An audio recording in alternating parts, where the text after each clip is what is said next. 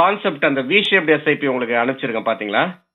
ஆமா சார், பாத்துட்டு இருக்கேன் சார், சொல்லுங்க. Okay okay. அதுல என்னன்னா இப்போ இன்னைக்கு டேட்ல உங்களுக்கு வந்து சென்செக்ஸ் வேல்யூ தெரியும் 69,000 இல்லைங்களா? ஆமா சார், ஆமா. அப்போ வந்து நம்ம என்ன ஃபீல் ஆகும், நிறைய பேருக்கு அது இருக்கிற டவுட் வந்து இப்போ வந்து ஆல் டைம் ஹைல இருக்கு, இதுக்கு மேல ஹைல போறதுக்கான சான்சஸ் விட விழறதுக்கான சான்சஸ் இருக்கு, அதனால நான் இன்வெஸ்ட்மெண்ட் பண்றதை கொஞ்சம் ஹோல்டு பண்ணிக்கலாமா, வெயிட் பண்ணலாமா, இல்ல நான் எஸ்ஐபி ஸ்டார்ட் பண்ணலாமான்னு கேட்பாங்க இல்லைங்களா? கண்டிப்பா சார். அதுக்கு என்ன நம்ம அட்வைஸ் பண்றதுன்னா, நீங்க வந்து எஸ்ஐபி ஸ்டார்ட் பண்றதுக்கு யோசிக்கவே தேவையில்லைங்க. எனி டைம் குட் டைம் தாங்க எஸ்ஐபிக்கு. ஓகே, நம்ம மார்க்கெட்டை ப்ரெடிக்ட் பண்ணவும் வேணாம், மார்க்கெட்டுக்காக வெயிட் பண்ணவும் வேணாம்னு சொல்றீங்க. Correct correct. அதுதான் நமக்கு வந்து இந்த இதுல ஸ்கிரீன்ல நீங்க பாத்தீங்கன்னா தெரியும் உங்களுக்கு, அந்த வி ஷேப் மாதிரி இருக்கு இல்லீங்களா? அது வந்து நம்ம வந்து எக்ஸாம்பிளுக்கு 60,000ல ஸ்டார்ட் பண்ணி 60,000லயே இருக்கிற மாதிரி இருக்கு. அது நடுவுல தான் நமக்கு வந்து விழுந்திருக்கு, மார்க்கெட் விழுந்து ரெக்கவர் ஆயிருக்கு. Okay sir, okay. ஓகேங்களா? இப்போ நம்ம எஸ்ஐபி இந்த டைம்ல ஆல் டைம் ஹைன்னு நம்ம வந்து அசியூம் பண்ணிட்டு நம்ம ஸ்டார்ட் பண்ணோம்னா கூட, ஒருவேளை மார்க்கெட் விழுந்ததுன்னா 58,000 விழுந்தாலும் நமக்கு வந்து அது ப்ராஃபிட் தான். நிறைய யூனிட்ஸ் தான் நம்ம அக்யூமுலேட் பண்ண போறோம். 56,000 விழுந்தாலும் சரி, 54,000 விழுந்தாலும், 52,000 விழுந்தாலும் திரும்ப ரிகவர் ஆகுது பாருங்க. 54, 56, 58 திரும்ப 60க்கு வந்துருச்சுங்க. ஸோ த்ரூ அவுட் நம்ம யூனிட்ஸ் அக்யூமுலேட் ஆனது எல்லாமே நமக்கு ரிட்டர்ன்ஸா தான் வரப்போகுதுங்க. கண்டிப்பா சார், ஓகே. இல்ல ஒரு வேளை 60ல இருந்து மேல போச்சுனாலும் நமக்கு ரிட்டர்ன்ஸா தான் வரப்போகுது. எக்ஸ்ட்ரா ரிட்டர்ன்ஸ் வரப்போகுது, என்ன போட்டுருக்கோமோ. ஆமா. அதனால எஸ்ஐபில வந்து விழுந்தாலும் நமக்கு வந்து ப்ராஃபிட் தான். Okay sir. நமக்கு வந்து இருக்கிற இதுல இருந்து நமக்கு மேல நம்ம மார்க்கெட் போனாலும் நமக்கு வந்து ரிட்டர்ன்ஸ் தான். இப்போ ஸ்பெசிஃபிக்கா பாத்தீங்கன்னா எஸ்ஐபின்றது ருபி காஸ்ட் ஆவரேஜிங் தான் அதை டினோட் பண்ணுது.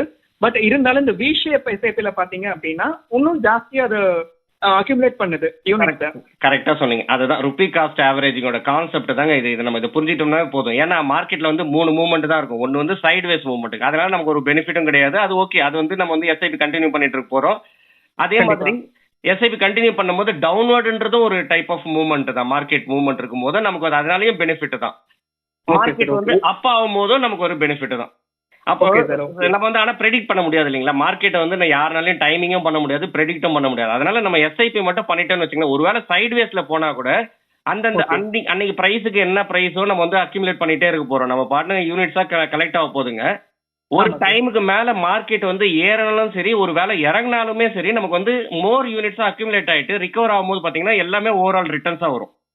Okay sir, okay. அதுக்குதான் உங்களுக்கு நான் இன்னொரு இது நான் உங்களுக்கு ஷேர் பண்ணும்போது 2 டிஃபரெண்ட் இன்வெஸ்டர் அது வந்து எப்பத்துல இருந்து இன்வெஸ்ட்மெண்ட் பண்றாங்கன்றது மென்ஷன் பண்ணல. ஆனா வந்து இதுல வந்து நம்ம ஒரு சில அண்டர்ஸ்டாண்டிங் புரிஞ்சுக்கலாம். இப்ப நம்ம பேசின கான்செப்ட் இருக்கு இல்லீங்களா, எஸ்ஐபியோட ஆவரேஜ் ருபி காஸ்ட் ஆவரேஜ்ன்றத புரிஞ்சுக்கலாம் இதுல பார்த்தோம்னா. கண்டிப்பா சார். நெக்ஸ்ட் ஸ்கிரீன்ல உங்களுக்கு காமிக்கும் போது 2 டிஃபரெண்ட் இன்வெஸ்டரோட போர்ட்ஃபோலியோ, ஆக்சுவல் போர்ட்ஃபோலியோவை நான் உங்களுக்கு ஷேர் பண்ணிருக்கேன். அதுலயும் யூனிட்ஸ்ன்ற காலம்ல பாத்தீங்கன்னா உங்களுக்கு தெரியும் அவங்க கிட்ட இருக்கிற டோட்டல் நம்பர் ஆஃப் யூனிட்ஸ்ங்க அது 4,597 யூனிட்ஸா இருக்கு. கண்டிப்பா. ஓகேங்களா? அவங்க இது வரைக்கும் சேர்த்திருக்க அக்யூமுலேட் ஆன யூனிட்ஸ். அப்போ அவங்க வந்து எவ்வளவு இன்வெஸ்ட்மெண்ட் அமௌண்ட்னு பாத்தீங்கன்னா 21 லட்சம் ரூபாய் இன்வெஸ்ட்மெண்ட் பண்ணிருக்காங்க. இன்னைக்கு ஆஸ் ஆன் டேட் பாத்தீங்கன்னா 26 லட்சமா அது க்ரோ ஆயிருக்கு. கண்டிப்பா சார். ஆமா. ஓகேங்களா? அதுதான் வந்து நமக்கு வந்து இப்போ நீங்க கேட்கலாம், இது வந்து 1 வருஷத்துல ஆச்சா, 2 வருஷத்துல ஆச்சா, 3 வருஷத்துல ஆச்சா? அது வந்து அவங்க அந்த ஆப் அந்த நம்ம இதுலயே பார்க்கும் போதே தெரிஞ்சிடும் எத்தனை வருஷத்துல அவங்க வந்து இன்வெஸ்ட்மெண்ட் பண்ணிருக்காங்கன்றது, ஸ்டார்ட் பண்ணிருக்காங்கன்றத. அது நமக்கு வந்து என்ன ஆக்சுவலா ரிட்டர்ன்ஸ் கொடுத்துருக்கு. இப்போ 3 வருஷம் ஆயிருக்குன்னா கூட நம்ம ரிட்டர்ன்ஸை பாக்குறதுக்கு வந்து அவங்களோட போர்ட்ஃபோலியோல வந்து XIRR பாத்துக்கணுங்க. Okay sir.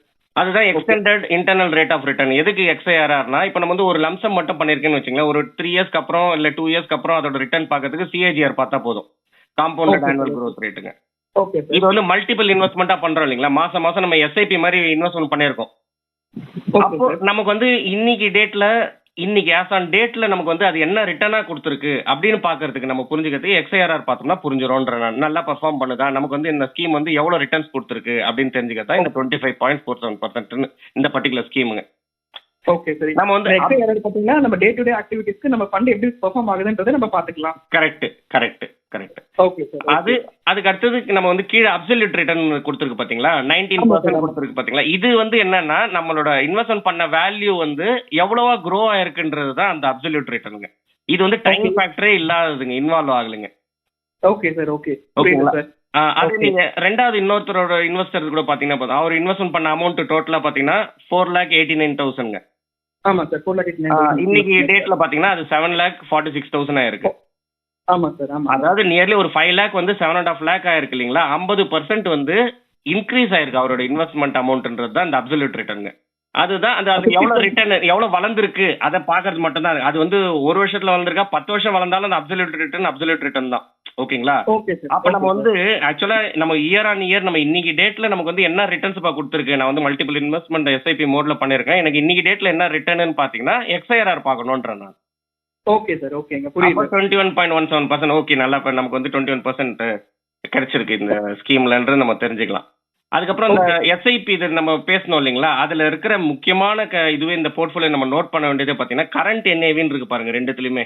இந்த ஒரு ஸ்கீம்ல கரண்ட் என்ஏவி பாருங்க 85 rupees இருக்குங்களா? ஆமா சார்.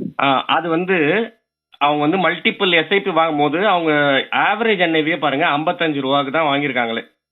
ஓகே, கிட்டத்தட்ட 30 ரூபாய் கம்மியில அவங்க ஆவரேஜ் பண்ணிருக்காங்க. த்ரூ அவுட் அந்த ருபி காஸ்ட் ஆவரேஜிங்ல ஆவரேஜ் பண்ணிருக்காங்க என்ஏவியை. Okay sir. ஓகேங்க. அதே மாதிரி மேல இருக்கிற ஸ்கீம்லயும் நீங்க பாத்தீங்கன்னாலும் இன்னைக்கு அந்த ஸ்கீமோட ஃபண்டோட கரண்ட் என்ஏவி பாத்தீங்கன்னா 581 rupees 581 ரூபா. இன்னைக்கு டேட்ல அவங்க வந்து ஆவரேஜா அவங்க எஸ்ஐபி பண்ணதுனால அந்த ருபி காஸ்ட் ஆவரேஜிங் பெனிஃபிட்னால அவங்களோட ஆவரேஜ் என்ஏவி பாத்தீங்கன்னா 466 rupeesங்க. ஆமா சார், கிட்டத்தட்ட 26 rupees ருபி காஸ்ட் ஆவரேஜிங் மாதிரி பண்ணிருக்காங்க சார். இல்லைங்க, இப்ப நீங்க 460 நீங்க 100க்கு மேலங்கன்ற நான் 466 581 இல்லைங்களா?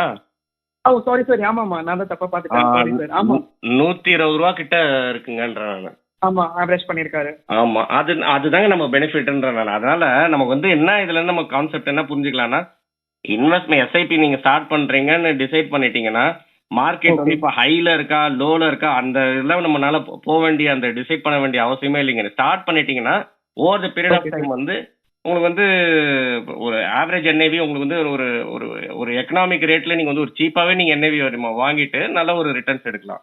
ஓகே சார், ரொம்ப நன்றி. Right sir. Thank you sir. Okay sir. Okay.